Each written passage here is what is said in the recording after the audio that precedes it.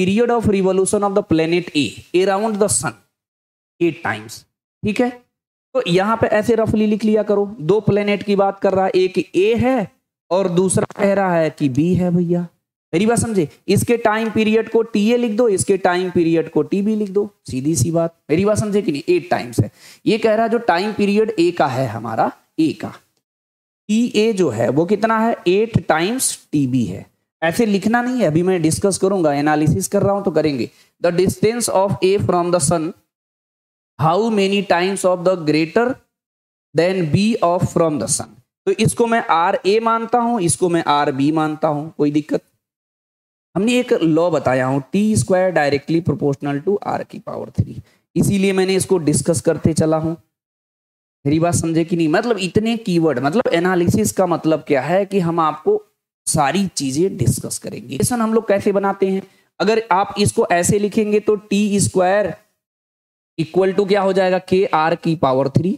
लेकिन अब आप लिखेंगे इस तरीके से, t a upon t b, कुछ भी लिख सकते हो, टी बी भी लिख सकते हो, t a upon t b. मेरी बात समझे, तो यहां पर स्क्वायर, यहां पर स्क्वायर, तो दोनों का स्क्वायर मैं डायरेक्ट लिख रहा हूं, ध्यान रखे रहना।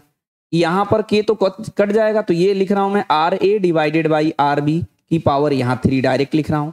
इसमें किसी को डाउट है तो लिख लो, मैं ये लिख रहा हूं t a square divided by t b square equal to k r a का स्क्वायर डिवाइडेड बाई, स्क्वायर कर रहा हूं, क्यूब है, के आर बी की पावर क्यूब।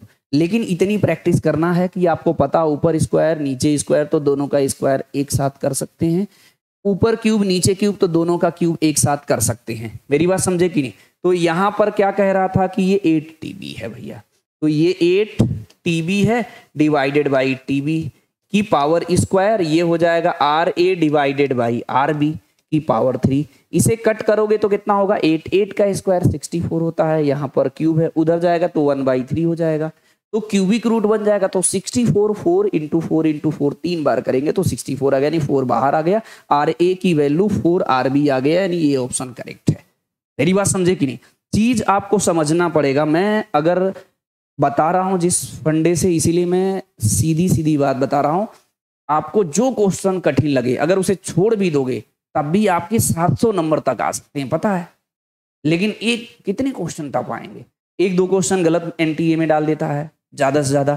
और क्वेश्चन का जब पीवाईक्यू अब मैं पूरा लगा रहा हूं तो मैं आपके साथ प्रूव करूंगा। मैंने 2023 तक के सारे क्वेश्चन को आपके साथ मैं पूरे चैप्टर का एनालिसिस करूंगा, फिर अगले चैप्टर पर चलूंगा, सिस्टमेटिक आपके साथ एनालिसिस करूंगा। अगर एक भी क्वेश्चन टफ लग जाए नीचे से कमेंट कर देना, सर ये आप नहीं, ये कठिन है, बताना फिर मुझे। अब इसका क्या है जी, ये हो गया हमारा कि ये कितना हो गया, 8 का स्क्वायर 64 हो गया, और ये हो गया r a divided by r b की पावर कितना हो गया 3। इसको इधर लाओगे तो ये 64 बाहर कितना आएगा 4, ये हो जाएगा r a upon r B.